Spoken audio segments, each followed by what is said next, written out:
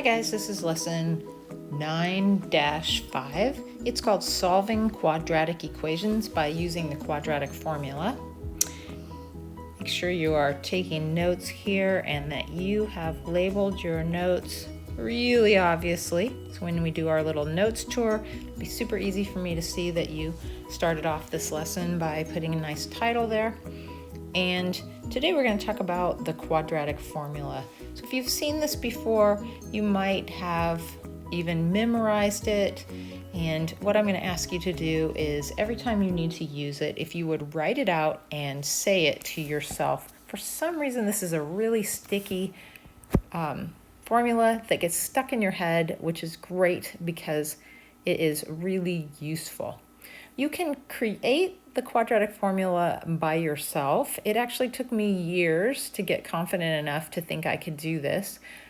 You might get a little tangled up in it just because you haven't had lots of practice with completing the square yet. But basically what happened is somebody took the standard form of a quadratic formula, this let's write with a pencil, ax squared plus bx plus c equals 0.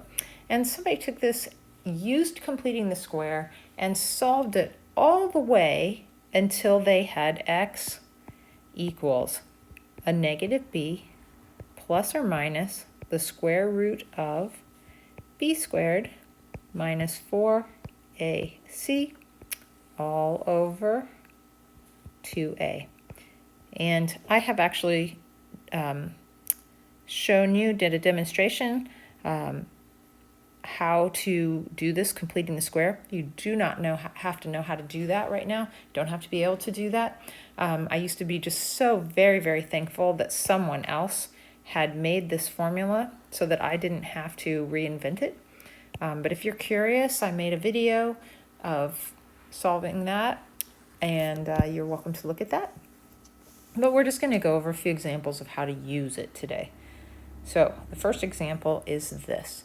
It says solve x squared minus 12x equals negative 20 by using the quadratic formula. The first thing we need to remember about the quadratic formula is we have to equal 0.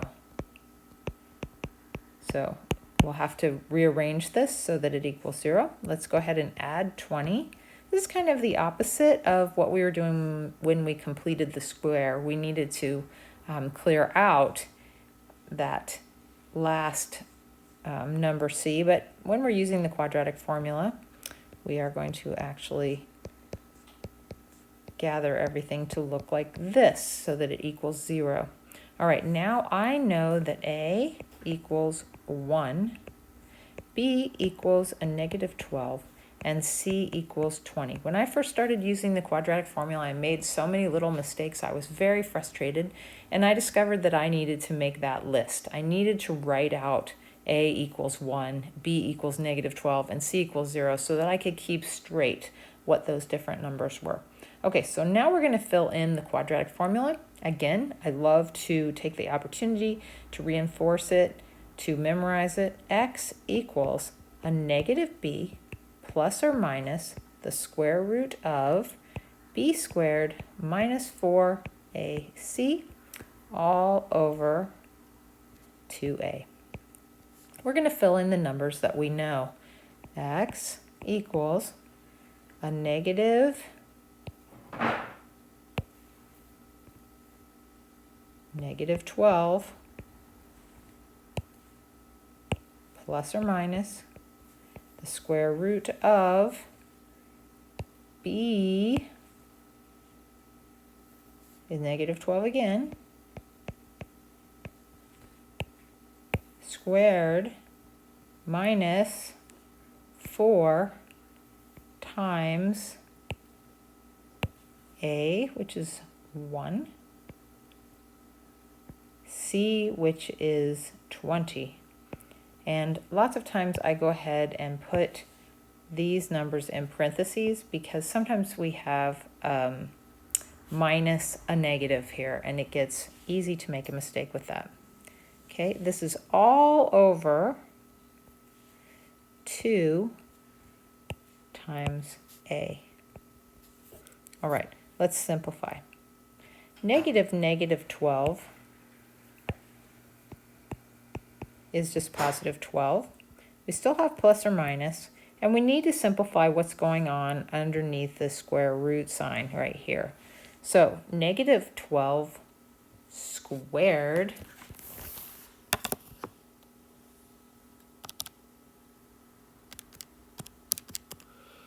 is 144. The negative goes away. Keep the minus, and then we have 4 times 1 times 20, which is 80.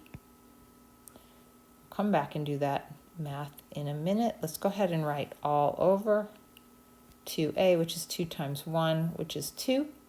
144 minus 80 gives us 64, and we know that the square root of 64 is actually a perfect square.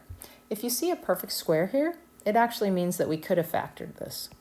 So x equals 12 plus or minus the square root of 64, which is 8.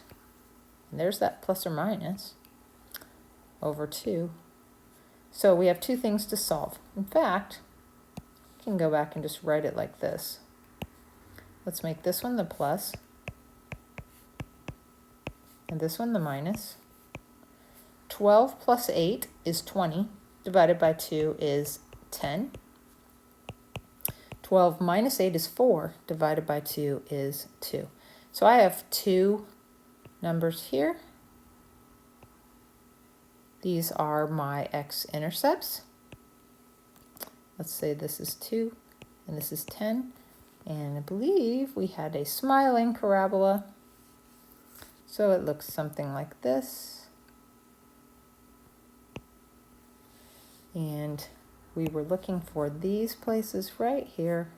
We cross the x-axis. And remember I told you that we could, go away. I told you that we could have factored this. X squared minus 12x plus 20. Let's just play with it for just a minute.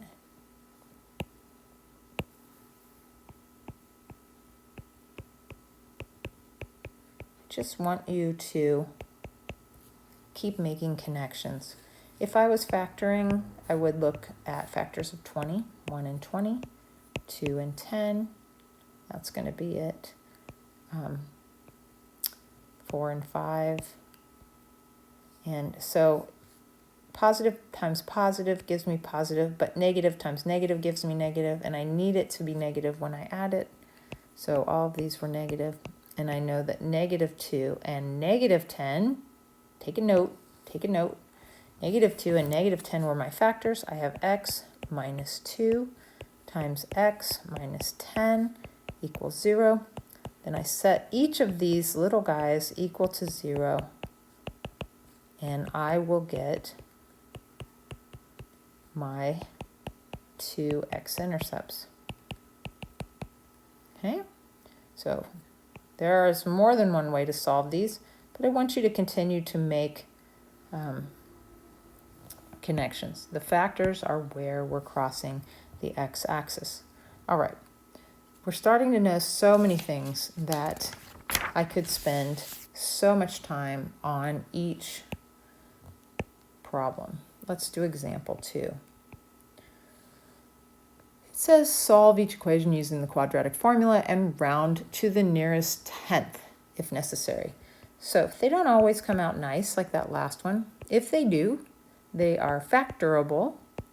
If they don't, they are not factorable. So this is in proper form. A equals 3, B equals 5, C equals negative 12. I'm going to do my quadratic formula. Here we go. Say it with me. X equals a negative b plus or minus the square root of b squared minus 4ac all over 2a.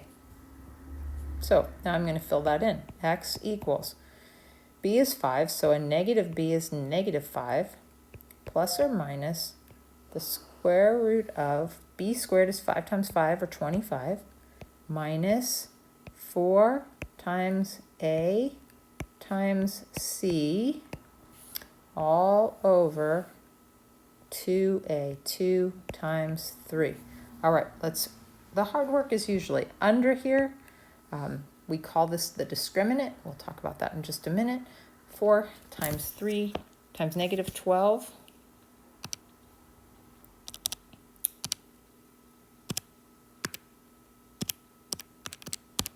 is negative 144.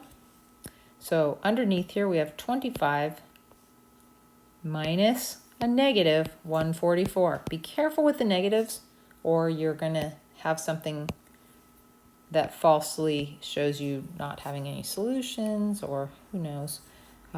If we do 25 plus 144, we get 169, and we find out that that is a nice number. The square root of 169 equals 13. And so let's go ahead and write this. X equals negative 5. We're going to have one plus answer, so let's go ahead and write the plus answer. Plus 13, because we did all the math under here, and then we took the square root and got 13 all over 6. Or we're going to have x equals, don't forget, negative 5. Now we're doing the minus part of the answer. Minus 13 over 6. And then let's see what happens in the calculator here. I'm typing in negative 5 plus 13, enter. That's 8 divided by 6. That's not a yucky number. 8 divided by 6. It makes 1.3 repeating, but we don't really need to do that. X equals 8 divided by 6 is 4/3. 8 over 6, and I'm simplifying. And then x equals, maybe this one is nice also, negative 5 minus 13, which is negative 18, and divided by 6 gives me a negative 3. So I have x equals 4/3. That's one x-intercept. X equals negative 3 is another x-intercept. All right. Here's another one. 10x squared minus 5x equals 25. We know we need this to equal 0. It says solve it using the quadratic formula, so we're going to make that happen. We have 10x squared minus 5x minus 25 equals 0. We are going to label these. A equals 10, B equals negative 5, C equals negative 25. We're going to write the quadratic formula. X equals negative b plus or minus the square root of b squared minus 4ac all over 2a. Let's start filling in numbers. X equals, b is negative 5, so a negative b is positive 5. Negative 5 is positive 5, plus or minus the square root of b squared is negative 5 times negative 5, or 25, minus 4 times a is 10 times c is negative 25, all over 2 times 10. Okay, simplifying up a little bit, we've got 5, and let's just go work on underneath here for a second. 4 times 10 times negative 25 is not a bad number. Negative 1,000.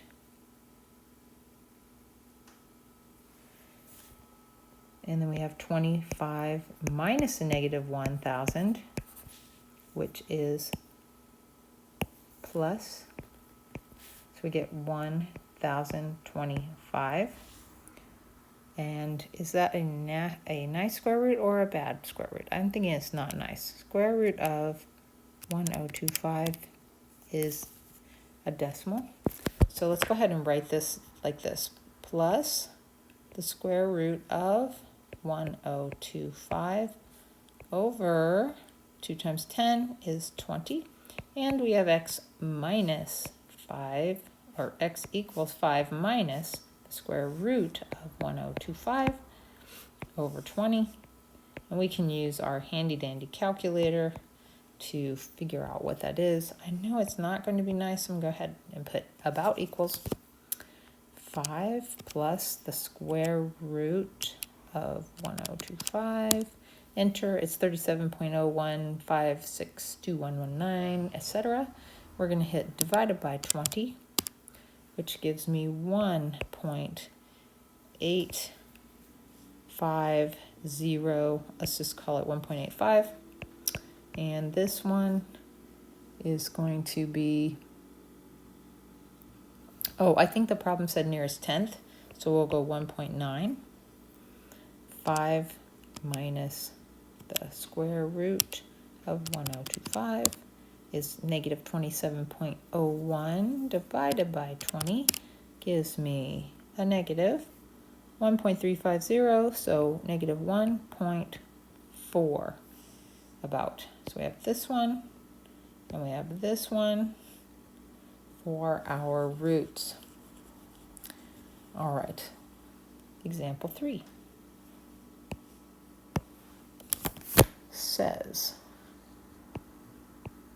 x squared minus 4x equals 12. And in this one, they're showing 4 different ways to solve it. So this is kind of fun. The first way, they show it on a graph. Let's just pop over to Desmos. We'll use Desmos for this. Desmos. And let's punch this in. X squared plus, nope, minus 4x equals 12.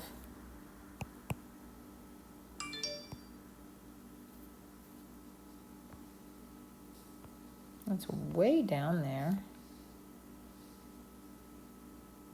Let's see if this is any nicer. If I subtract 12 equals 0, or y, it's probably a little easier.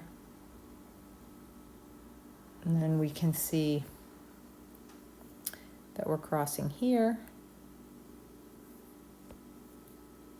Here we go, at, no, something I don't have quite right. Oh, because I lost my 2 over here. Yep, they're both minus. Isn't that funny? Okay, negative 2 and 0, and 6 and 0 are my crossing places, and we have that solved, okay? Going back here, hang on, let's just have a peek what that looked like. I forgot. At negative 2 and 6. Let's say this is negative 2 and this is 6. We have the smiling parabola. Looks like that.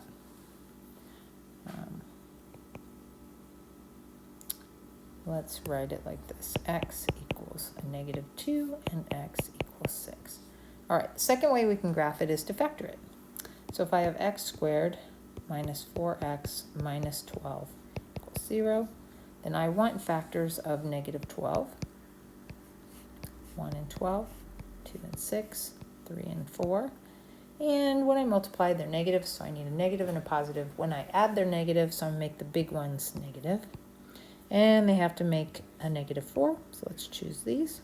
X plus 2 and x minus 6. So I know that I can make these two baby equations. X is a negative 2. Ha, surprise, surprise. And x is 6. All right, third way, completing the square. X squared minus 4x equals 12. I'm just going to leave it like that. What would complete the square here? We're going to go half of 4. That's what it's going to be down there. And then 2 times 2 is 4. I have to add 4 to the other side also. We have x plus 2 squared equals 16. Square root both sides. X minus 2 equals 4. And x minus 2 equals negative 4. One of each. X equals 6. X equals negative 2. Okay. Still working. And the last way we want to do this is with the quadratic formula. So we have A is 1, B is negative 4. A is 1, B is negative 4. And C is negative 12. So we have x equals a negative b plus or minus the square root of b squared minus 4 times a times c all over 2 times a. All right, 4 times 1 times negative 12, negative 48. 16 plus 48 gives me 64. Square root of 64 is 8. X equals 4 plus or minus 8 over 2. And remember, these were nice numbers, so we could have factored. Let's go ahead and write. One of these is plus. So we have 12 divided by 2, or x equals 6. And we have negative 4 divided by 2, or x equals a negative 2. And we're done with that one. These kind of take a little while to show you. I have one more thing I need to show you before we're done, and it is to talk about the discriminant.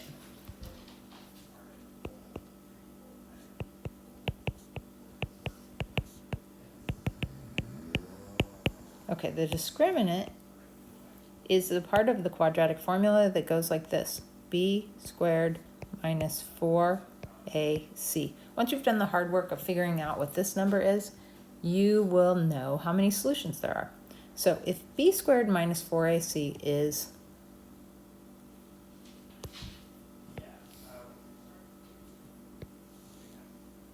if it's negative, then we have no solutions. We can't take the square root of a negative number. This is why. Okay. If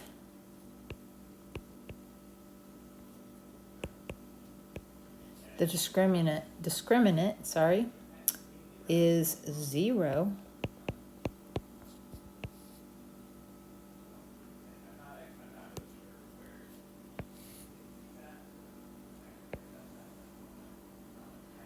then it means that it touches somewhere right on the x-axis just one time. And that will be one solution, one root, one x-intercept. It just touches. And you'll find in the factors that you have the same factor squared. So that's going to be indicative. And then you'll find these.